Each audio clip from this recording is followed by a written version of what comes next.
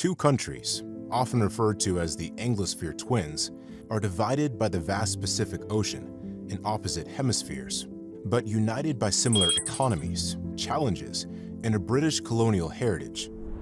If you compare their current exchange rate, it also reflects a similarity. One Canadian dollar is equivalent to approximately 1.11 Australian dollars. However, while the numbers may appear close, there are significant differences between the two nations' economies, which are easy to miss unless you analyze closely. Currently, Australia is struggling with its soaring cost of living, while Canada is on the brink of its shattered Canadian dream. But even at this dark time, those subtle differences place one nation in a slightly better economic position, while the other is in deeper trouble.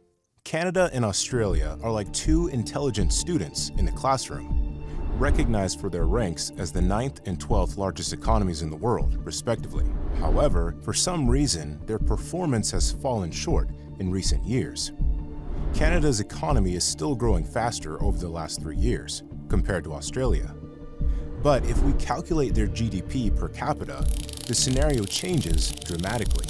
Australia, with a population of 27 million, comes out on top with over $62,600 per person, while Canada, home to 39 million people, has nearly $58,400 per person. Now, compare them to the median income in each country. In Canada, it's $55,400, whereas in Australia, it's $53,000.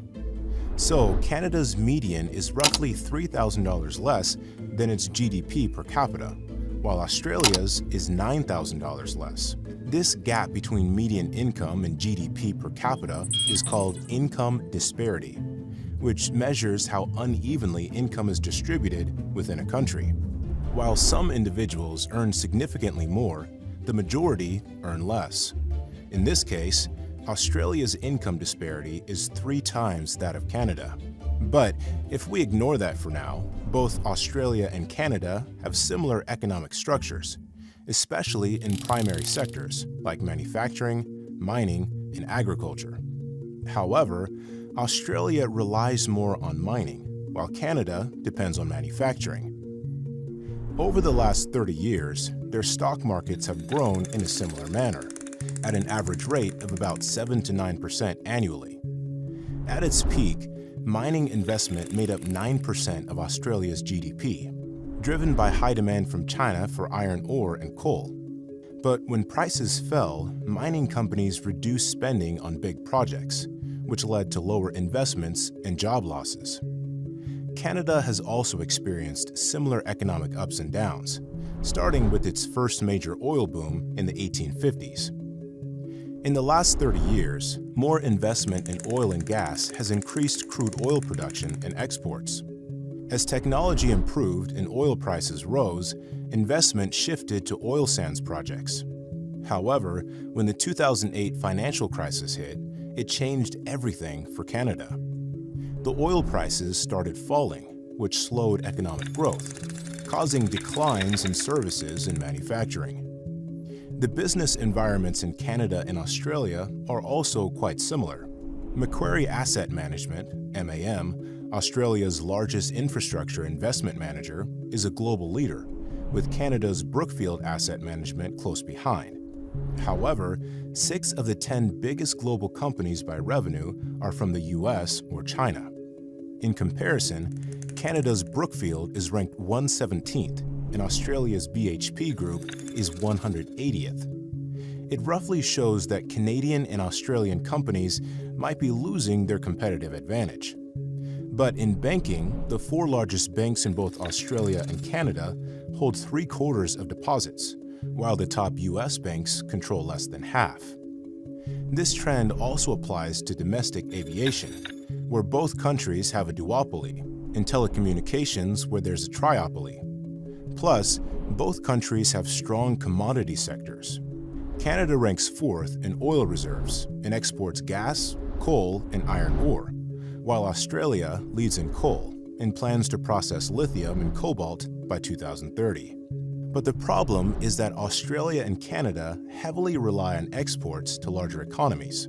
For example, Australia mainly exports iron ore, coal, and natural gas to China, while Canada's main trading partner is the US, where it sends automotive products and energy.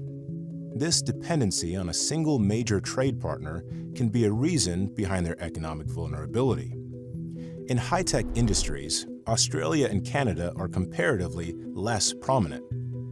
While these products, such as aerospace and pharmaceuticals, account for over 7% of combined exports for OECD countries, they contribute only 4% to Canada's exports and less than 2% to Australia's exports. Because there's a lack of innovation in these two countries compared to the US and South Korea. The reason? Insufficient funding. Canada and Australia have highly ranked universities and high rates of tertiary education, but spending on research and development is only 1.7% of GDP in Canada and 1.8% in Australia, which are below the OECD average. As a result, most university graduates and college passouts look for jobs only instead of innovation or research. But ironically, tech jobs are the most in demand in Canada. Provinces like Ontario and British Columbia have created special programs to attract skilled foreign tech professionals. Similarly, with a competitive and open market, Australia also boasts a dynamic private sector and a skilled workforce. In fact, both Canada and Australia offer great job opportunities for immigrants as well. In Canada, federal employees typically work 8 hours a day, amounting to a total of 40 hours a week or 2,086 hours annually. And Australia has a standard workday of 7.6 hours, resulting in a weekly total of 38 hours, or 1,797 hours per annum. If you live in Australia, you'll enjoy more free time compared to your Canadian counterparts. Plus, Australia offers higher wages as well. The minimum hourly rate in Australia is $23. If you work 5 days a week, you make a weekly income of $874, which equates to approximately $3,500 monthly, even after accounting for 2 days off each week. In Canada, the situation differs significantly, with an hourly wage of $17. Naturally, you would earn much less than in Australia, likely bringing home just over $1,000 a month after taxes. This is a significant economic gap between the two countries. But the good news is that job security is noticeably high in both cases. In Canada, the employee retention rate increased to 15.5% last year. In addition to that, about 85% of workers in stable jobs receive pensions, and 94% get paid if they are sick. Similarly, in Australia, many workers feel secure about their jobs, with an average job retention rate of around 39%. Plenty of workers feel pretty confident that they won't have to face any job cuts in the middle of their career. Rather, their biggest challenge is the taxation. According to polling data, most Canadians feel their total tax bill, the sum of all taxes Canadians pay, including personal income taxes, sales taxes, and property taxes, is too high. While the cash rate in Canada is 4.75%, the real tax rate is 32.1%, with a tax-free limit of $15,000. If you earn $52,000 a year in Ontario, you'll pay $14,043 in taxes and take home only $37,957 with you.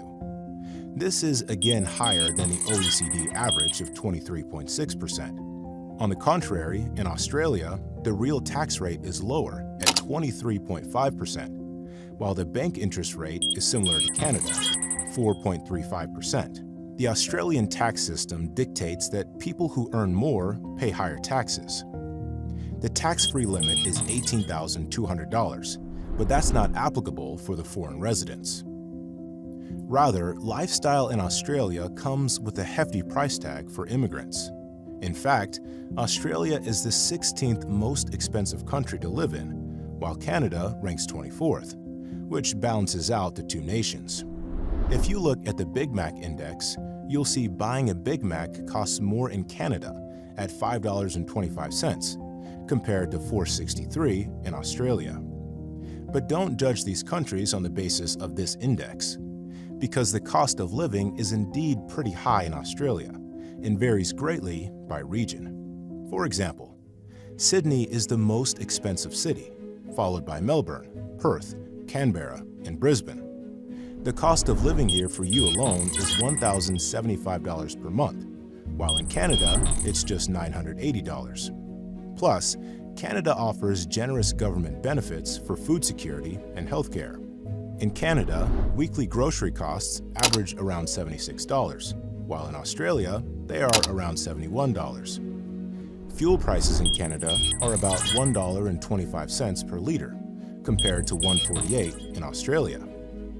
Public transport also costs around $95 in Canada and $150 in Australia, while utilities are about $149 in Canada and $207 in Australia. Considering all, Canada is 9% cheaper than Australia. The reason? Basic healthcare is totally free in Canada and provided through Medicare. To use Medicare, you need health insurance, and additional healthcare costs are usually lower in Canada, making the system more humane. But in Australia, only permanent residents can access Medicare, but many people prefer private health insurance for dental and specialist services. Much like healthcare, education is also cheaper in Canada than in many other countries. Public schools are free even for immigrant children until they turn 16 or 18. Private schools in Canada charge tuition fees that range from about $9,500 to $17,000 per year. On the other hand, public schools in Australia are mostly free for permanent residents and citizens, but many of them ask for a donation or voluntary contribution pretty often. However, for both healthcare and education, citizenship stands as an important factor to both the countries, especially for Australia. In Australia, you can apply for citizenship after living there as a temporary or permanent resident for 3 out of the last 4 years. You might also need to show proof of employment.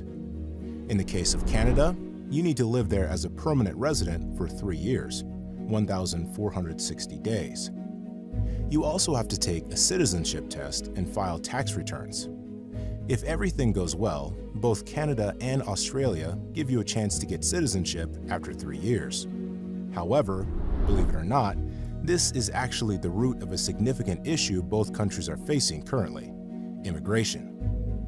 Australia and Canada have always been popular destinations for immigrants, with Canada seeing a lot of newcomers.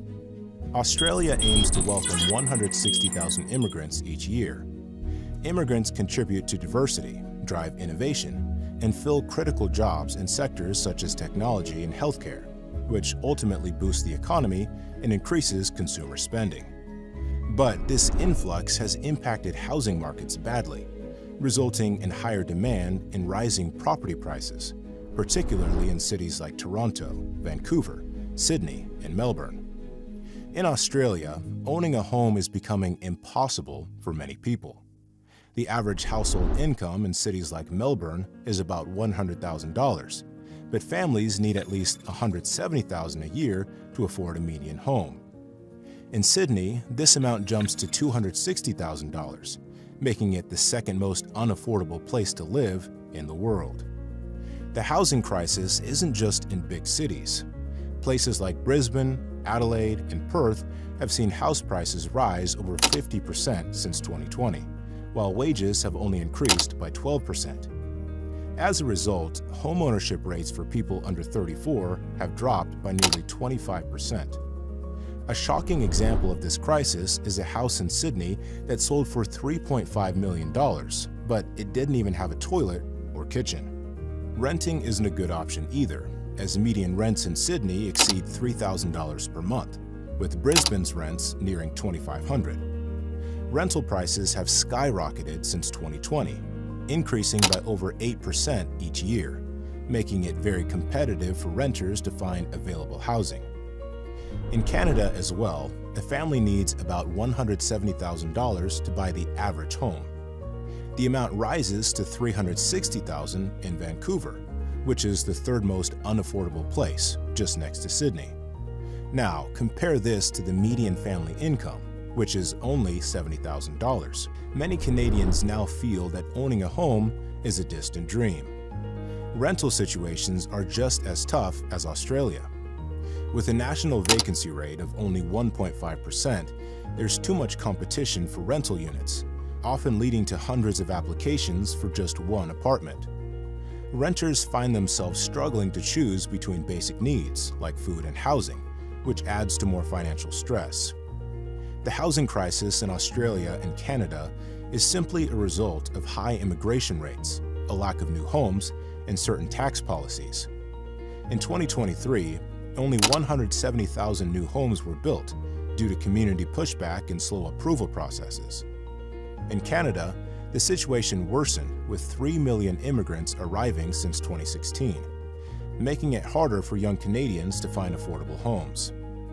The country has historically built fewer homes than needed, and now it is expected to require 5 million more by 2030, because there's a growing awareness of the housing crisis recently.